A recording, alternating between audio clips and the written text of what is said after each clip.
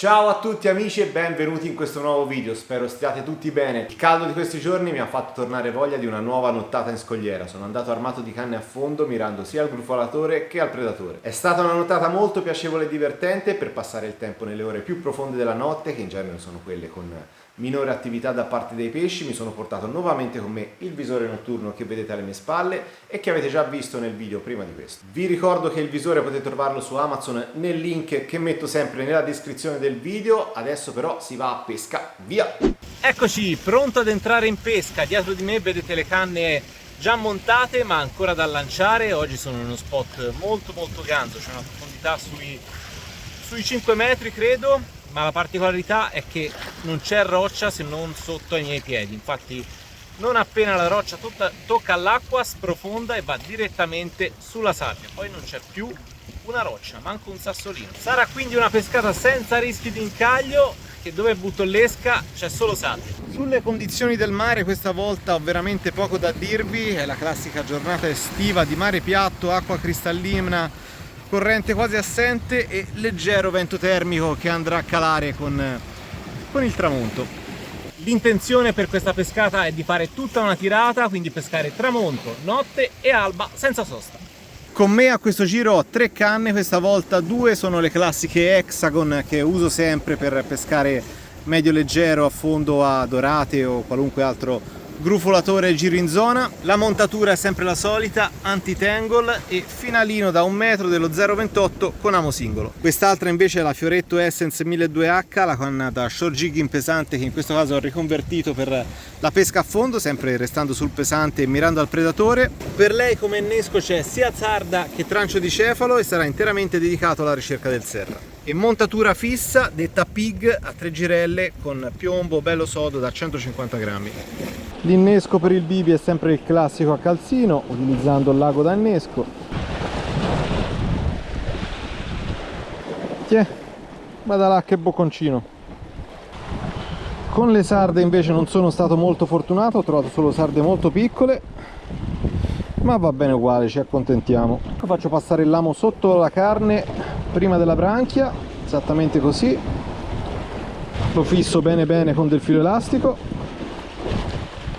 Prima di tutto intorno al lamo e poi qualche giro per assicurare l'innesco durante il lancio intorno alla coda. Oh vai, adesso è tutto saldo.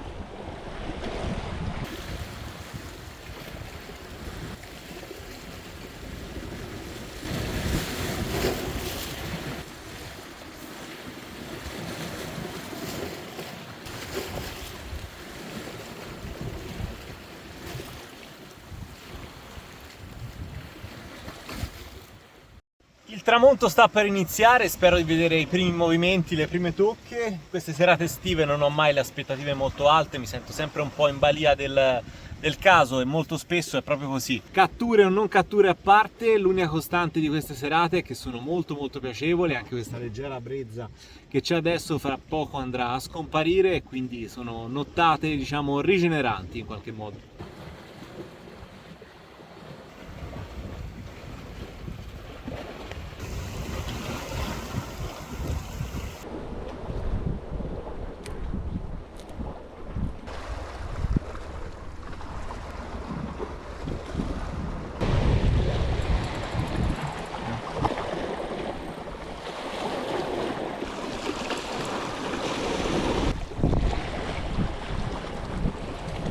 A quanto pare abbiamo il primo decollo.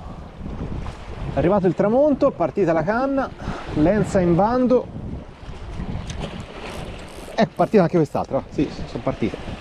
Sì. No, qui non c'è una mazza. Vediamo quest'altra. Deve essere passato un branco di chissà cosa. Vediamo se sento qualcosa a mano.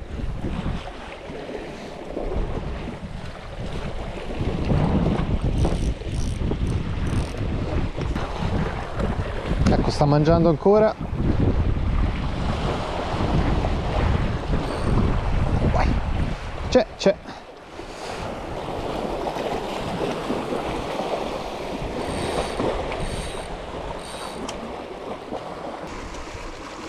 Eccola qua, prima oratella della serata. Sì, probabilmente è passato un bel branco di orate che ha fatto partire entrambe le canne. Vedo che è ingoiato, cercherò di slamarla nel modo più indolore possibile per rilasciarla. Ci provo, ma l'amo è parecchio in profondità. Nell'altra canna l'esca è sì morsicchiata, ma comunque tutto sommato direi che può resistere per un'altra oretta. La rilancio così com'è. Bene, dai, ricomincia l'attesa. Eccola, eccola, eccola, eccola.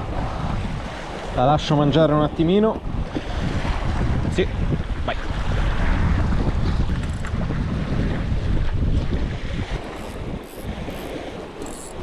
C'è.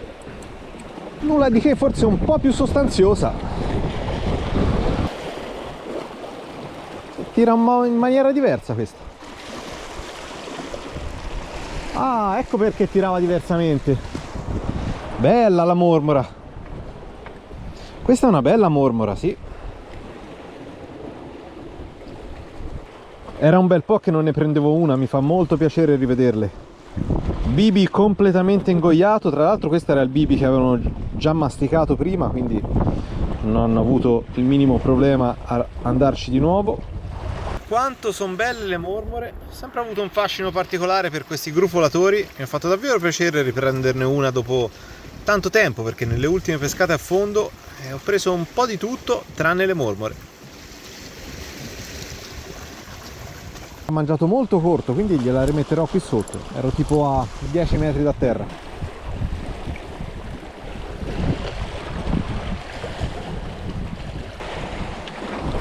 Tocche di mezzanotte, attenzione. Vediamo un po', una bella partenza.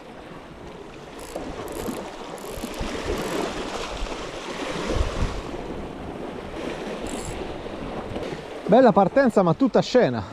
Eh sì, abbiamo un vero nano.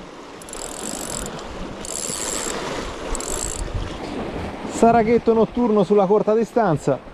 Adesso lo slamo e cerchiamo di farlo tornare a casa il più sano possibile. Adesso voglio provare a lanciarla lontano più del solito. Vedere se cambia un po'.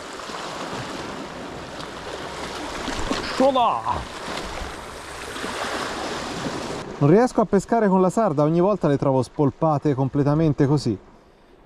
Mi verrebbe da pensare al granchio, però mi sembra strano che mi ignorino il bibi completamente, in quanto la sarda ogni volta torna fuori distrutta, mentre il bibi torna anche dopo un'ora intero a terra, sicché non ho idea di cosa sia. Qua abbiamo una bella spiombata, molto aggressiva. Eccolo.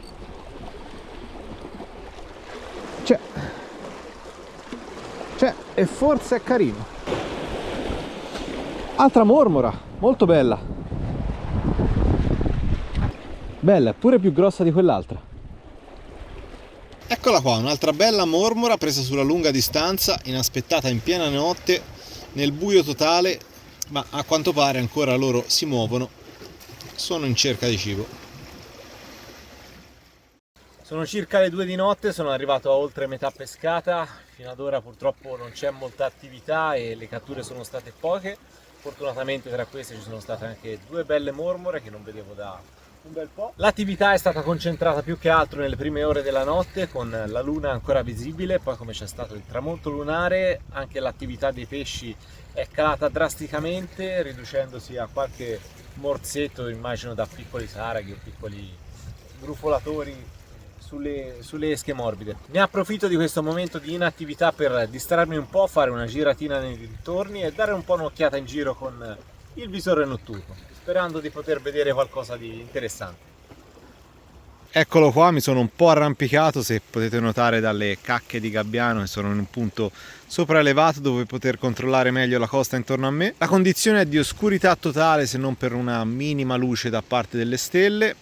Adesso spengo pure la mia lampada frontale ed eccoci qua. Vi ricordo che questo visore riesce a vedere fino a 600 metri in notturna, quindi le distanze che sto filmando adesso non sono minimamente un problema. Certo, filmando il monitor con il cellulare perdo tantissima qualità, però è giusto per dare un'idea di quello che riesco a vedere. In ogni caso posso anche filmare dal visore quello che riesco a riprendere, quindi ve lo faccio vedere da qua. Do il via alla ripresa e vai. Adesso sto filmando. Per cominciare do subito uno sguardo alla costa intorno a me per vedere se riesco a scorgere uno dei tanti animali che durante la notte pattugliano queste coste in cerca di cibo. Con il buio infatti sono spesso frequentate da cinghiali, volpi e anche animali domestici tipo cani e gatti.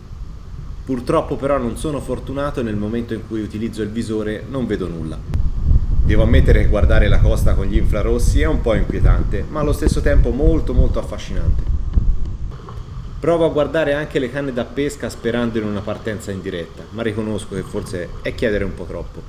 Da notare come con gli infrarossi riesco a vedere anche la lenza nel buio. A una cinquantina di metri da me riesco a scorgere dei banchi di posidonia che si avvicinano alla superficie. Hanno un che di ipnotico e mi chiedo se intorno a questi banchi ci sia qualche spigola in caccia.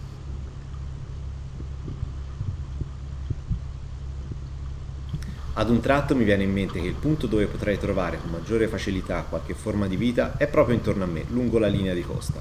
Senza il disturbo della luce riesco subito a scorgere dei piccoli cefali al riparo accanto alle rocce. Nuotano tranquilli aspettando l'alba. Puntando il visore dentro ad una pozza scorgo un grosso gambero intento a cercare cibo tra i denti di cane.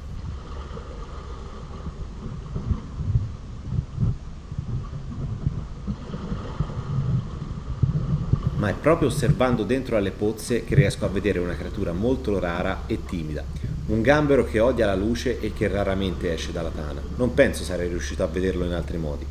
Si tratta di un gambero meccanico, un crostaceo bellissimo che non ha nulla da invidiare ai suoi parenti tropicali.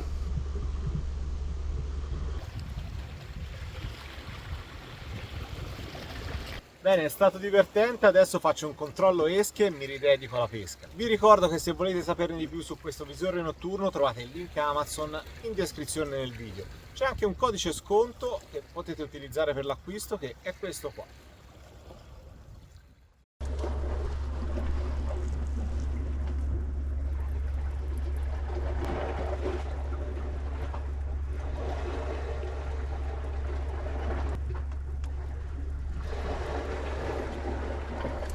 Preso. Guardate bello.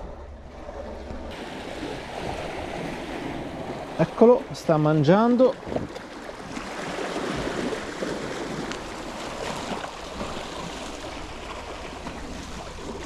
Vediamo se sta ancora muovendo.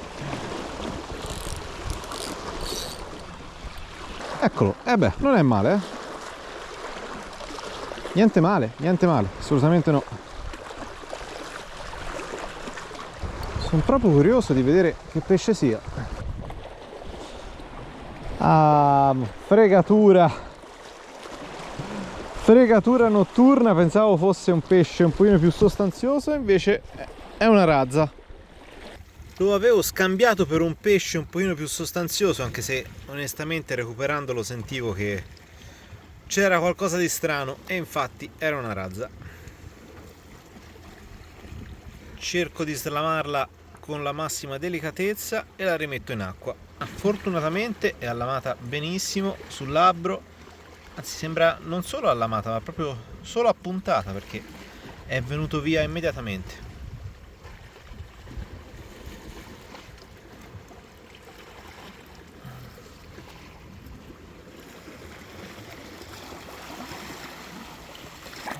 Vai.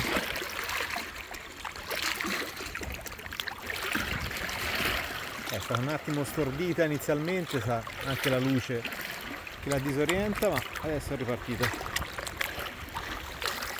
Partenza notturna sulla sarda, ma come potete vedere non c'è rimasto praticamente nulla, né il pesce né l'esca. Anche il cavetto lo sento intaccato, quindi era serra al 100%. È andata male, spero non sia un attacco isolato, in ogni caso rinnesco subito sperando che ce ne siano ancora altri in giro. Guardate bella questa, non mi ero neanche accorto di averla allamata perché non ha proprio mosso il pendolino, era tantissimo che non prendevo una triglia. Peccato che crescono poco perché oltre ad essere dei pesci bellissimi sono anche veramente buoni.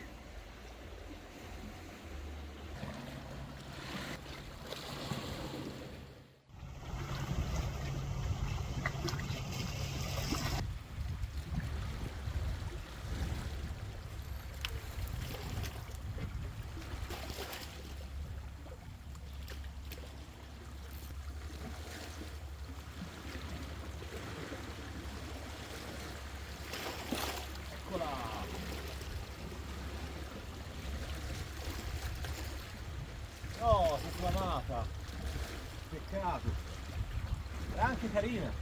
Peccato sia salamato, era un pesce decente, ho sentito una buona resistenza. Avevo anche ferrato bene in partenza, ma niente, non è andata. Beh, ormai ha albeggiato da un po', ho chiuso le canne e sono pronto a rientrare. La nottata di pesca non è stata proprio al top, ma in queste serate estive bisogna accontentarsi e prendere ciò che viene. Fortunatamente qualche pesciotto c'è stato, anche un po' di biodiversità a tenermi sveglio e allegro durante la nottata. Il video però non finisce qua perché voglio andare a casa a onorare a tavola quei pochi pesciotti che ho trattenuto. Cambio di location e si prepara la cena. Quando ho poca materia prima, come in questo caso, mi piace onorare al meglio il pescato con qualche antipastino, anche se quello di oggi potrebbe tranquillamente essere un primo o un secondo piatto. Giudicate voi.